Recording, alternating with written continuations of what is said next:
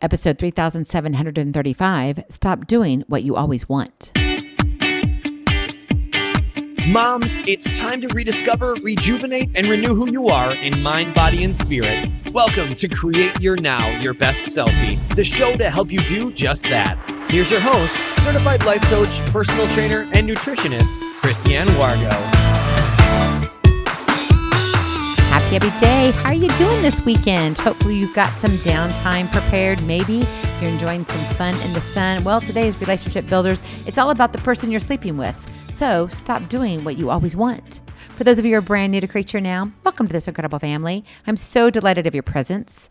If you already had the opportunity, you'll want to head on over to createyournow.com where you can learn more and sign up for the Kisses newsletter, the Keep It Simple strategy, everyday solutions to live, love, and impact. Well, this episode is brought to you by AIM, Inspiring Connection and Community. You know, marriage doesn't come with an instruction manual. Imagine that. And life certainly doesn't unfold the way we expect it to. You're dealt unfair cards, opportunities slip through your fingers, and yet somehow you keep insisting on having things your way. But what happened to doing life together as a couple? If you want a marriage that lasts, it's time for a mindset shift. Stop always doing what you want. Think about what you do in marriage right now. How do you make decisions? Who makes the decisions? Are they one-sided, or do both of you share your thoughts and ideas? What does it look like in your everyday? How do you handle the trash and the laundry? Who makes the bed? Okay, maybe we're getting into chartered territory that we don't want to talk about, right? We want to make it unchartered territory. It's like, Christiane, that's not a good subject right now. I get it. We fight over the strangest things. But if you want to build a strong foundation in your marriage, you got to have the hard conversations. And remember, this is really just to really bring things up for you going, okay, can I do this better? Maybe I'm doing an okay job, but how do I make it better? I want you to look at it from that perspective. It's not always about what you aren't doing, but maybe that you could just do it better so you can have the best relationship. You want to have an incredible marriage, right? So let's think about this for a minute. You know, we say I do, and it should become we do then, right? We're now connected, married. So why do we keep falling into the me first trap? Well, it's natural to want to fulfill your own desires. That's innate within us as human beings. You are an individual after all. But marriage is a partnership, okay? It takes one to start, two to finish, yes. A commitment to share your journey, all the ups and downs with someone else, not by yourself, right? Marriage doesn't mean, oh, hey, look at me. It's just about me. Whoop, whoop, whoop, whoop. Now, maybe some people would be better off just if they weren't married. I get that, but we're not talking about that. That's not you, or you wouldn't still be listening. So when you prioritize your own wants without truly including your spouse, you're eroding that partnership. It's breaking down. It's not about losing your personality or your dreams. It's not about saying, gosh, what's going to happen with me now? You know, I don't want to lose who I am. No, what it's about is expanding your vision to include your partner's heart and mind alongside your own. This is where you become couple-centered.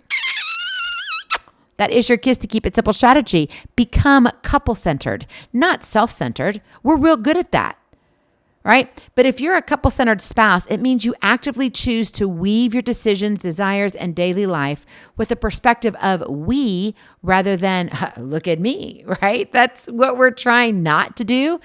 It's about respect. It's about communication. It's about intentionality.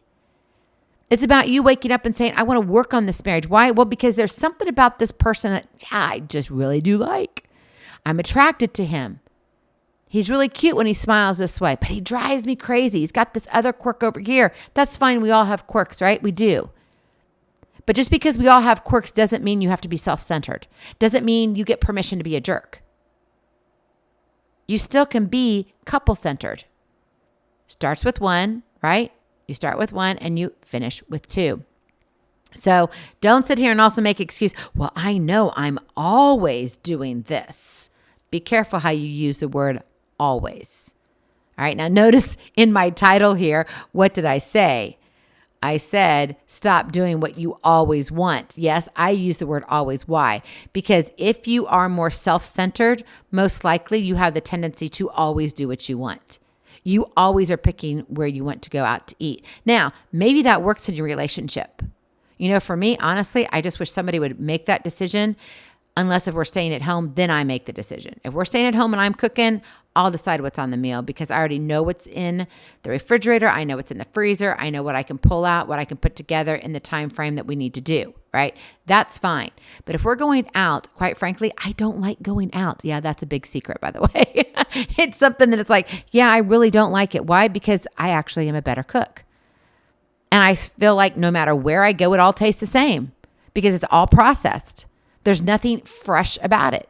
So honestly, if we go out, I'm like, somebody else make that decision because honestly, I don't really want to go out. I don't really want to work always, but I would rather eat the food that I cook. I know that seems kind of weird, but that's just me being honest. Now, that doesn't mean we don't go out because I've got to be couple centered.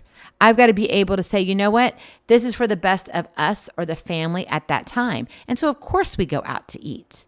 And it is fun, not because of the food we eat, in my opinion. It's about the people who are around the table. That's what I love. And that's why we go out to eat. It has nothing to do with the food, but we'll leave that for a whole nother conversation.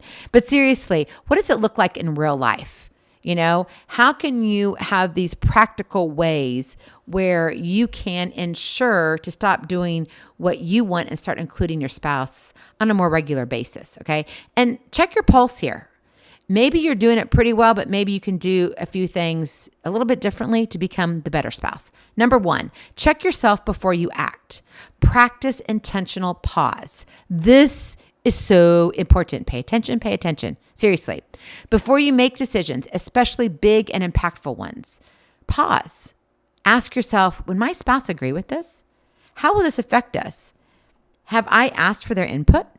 This pause is your gateway to shifting from reactive, self-focused action to thoughtful consideration. It's a pattern interrupt.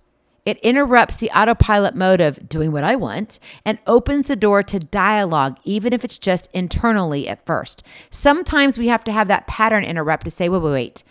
Do I need to ask my spouse about this? Sometimes no. But if we have, like my husband and I, we go back and forth and he spends his money, I spend my money. It's all of our money. It's both of our monies. We have the same bank account. It's us. It's ours. But he doesn't ask permission. Can I go buy this? He doesn't have to ask me that. Why? I trust him. But you say we have had years in the making of that. And it all started when we were dating. We had those hard conversations as to what that would look like. And so if you haven't had those hard conversations, have them. They're not going to be easy. You're going to feel uncomfortable. You might sweat a little bit. It's okay. You're going to grow from it. You need to be stretched. But when you're looking at, am I doing a me or we, one way you can do it is have that pattern interrupt. And that's the practice, the intentional pause to say, okay, wait, how is this going to affect us? Maybe it's not the right time. Maybe you need to wait till next payday. Maybe you need to wait 4 or 5 paydays down the road. It just depends, right? So check yourself before you act. Number 2, prioritize open and honest communication. Couples just don't magically sync up just because they share a house. I mean, you think like all of a sudden you say I do, now it's we do, and it's like, oh, and the angels sang. No, they don't. They don't. In fact, that's when all the chaos happens. And really, when you think about it, that chaos happens because communication is not happening, and that's why you have to communicate. This isn't about endlessly debating or impressing your point of view. I can do it this way because I've always done it this way. Well, now it's not always about you. Get it? Now it's a we do. It's about genuinely inviting your spouse to share their thoughts, feelings, and preferences, and then valuing what they say enough to let it influence your decisions. Just because you think you're the final decision maker doesn't mean you get the final say. Just because you bring home the money doesn't mean that individual gets the final say. Yeah, that's my belief. Why? Because you need to come together. You need to compromise and collaborate together and figure out what works. And that's called communication. So make it a habit to check in regularly. What do you think about this? How do you feel about this if we do it this way? I want us both to be happy. Help me see your side. When communication moves from telling to listening, you create space for collaboration. And let me say this, if you're sitting there pushing everything on them and saying, you're only doing this and you're only doing this, you're not owning your own junk. And if your spouse is doing that to you, you're only doing this, they're not owning their junk. It goes both ways. Now, you can't change them, but you can definitely bring attention to the issue at hand and say, I understand what you're saying to me, that this is my problem and this is my problem and this is what I need to do, whatever. I'm not asking for that. I'm asking your side. Stop pointing the finger at me. I need you to look at you. You can say that very kindly, very bluntly, to the point, and be genuine in wanting to listen and have conversation. Okay? But if you're one who's demanding that your way is the only way, then you got to think about something, because that's not a real marriage. It's not. It's all about me. And let me tell you, there are a lot of personalities out there that have this issue with, it's all about me. But they'll turn everything around and say you're the one with the problem. And if you're in that relationship, I'm telling you right now, you need to get help. For you specifically, for dealing with that situation. And then eventually, if your spouse is open, then they need help too. I'm talking about counseling. I'm talking about going and possibly seeing a psychologist or psychiatrist. Because these are serious conversations that have to be had. You have to understand, because unfortunately, there are people out there that just don't know what they don't know. And if you're in a relationship and you are in danger, right now I'm telling you, go get help. Go talk to someone. It could be a stranger, but I'm telling you right now, that stranger might be the best person you ever spoke to. You should not be emotionally, physically, spiritually, relationally, psychologically abused at all. You should not be bullied in your marriage.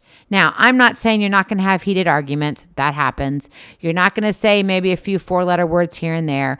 But if you're being bullied and you're always being belittled, put down, said that you're not enough, that your voice doesn't matter, that only I get to decide, you have to ask me for money and permission, there's some issues there.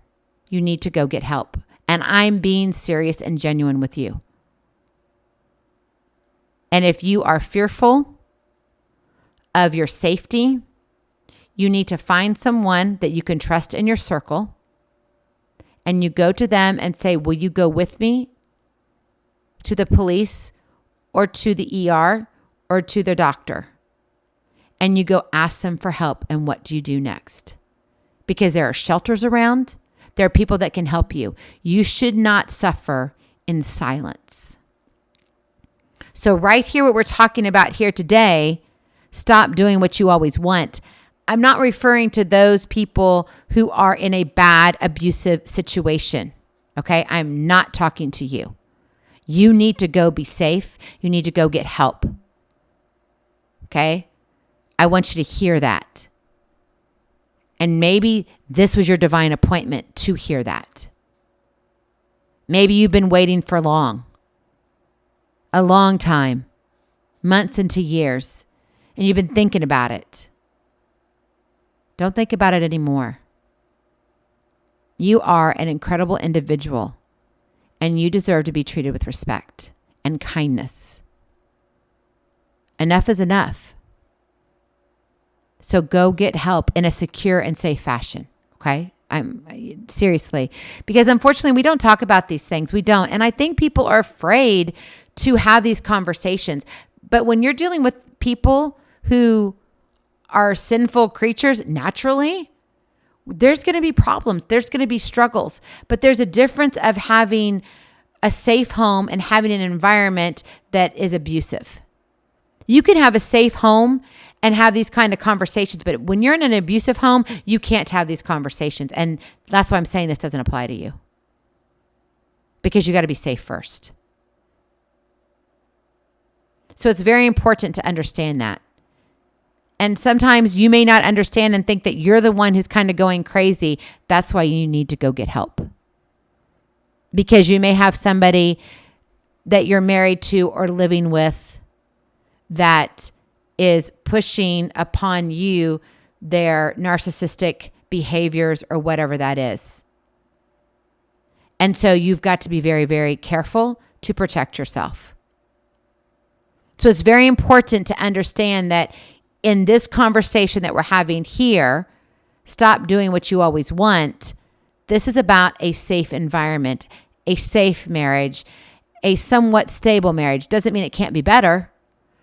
But if there's any form of abuse in the marriage, then no, this you've got to kind of look at through a different lens. And first and foremost, you have to be safe. Now, I know that was kind of a public announcement there, but I truly do care about every single one of the listeners out there. I do. Because I don't just come on here just to jibber jabber. I know God sees you on the other side of this microphone. I may not see the color of your eyes, the color of your hair, but God does. He actually knows every number of hair on your head. How cool is that? And so I come in faith knowing that this is a divine appointment and you will get whatever you're supposed to get at this particular time and season in your life. Whenever you listen at whatever point this is. Because most of what I do here is evergreen, meaning that you can come back anytime and listen to almost the, 3,800 or more episodes that we have now. And you can come and listen to them and be like, wow, that's kind of good. I could take a little bit from here. What golden nugget can you take from there? What golden nugget can you take from here? So don't take for granted or just assume that you need to kind of fall into a particular position in your marriage. A marriage is a two-way street, but it should be a safe two-way street. And if you don't feel safe, you need to get help. And finally, I want to leave you with this. Number 3, create shared goals and boundaries. Marriage isn't just about compromises made in the moment. It's about creating a shared vision for your life together. Sit down and map out your priorities. Map out your values and your non-negotiables as a couple. What do you want your relationship to look like in 5 years, in 10 years? What are the things you both agree are important? What does that look like? What is your mission statement for your family? Having these shared goals serves as a compass for decision making, and it helps to prevent the me first mindset from derailing your journey. You're not just living alongside each other. You're building a life with a common purpose. It's a vision for where you want to go as a couple. Marriage means, guess what? You're not solo anymore. No, you're not. It's not about me. It's all about we. So stop doing what you always want. Start doing what you both want, or at least what you agree on after you listen, compromise, and collaborate. Marriage isn't about losing yourself. It's about growing into a we that's stronger, wiser, and more joyful than me could ever be. Go in peace. Be present. Be incredible. Be you. I love you so very much. I cannot wait to see you on the other side. Blessings, hugs, and lots of love. We'll talk to you real soon. Have a glorious, blessed day. Bye-bye. Feeling inspired, ready to train for life and love your journey? Visit createyournow.com for more incredible resources to help you along the way. We'll see you next time on Create Your Now, Your Best Selfie. And remember, always be sure you consult your physician before beginning any health and fitness plan.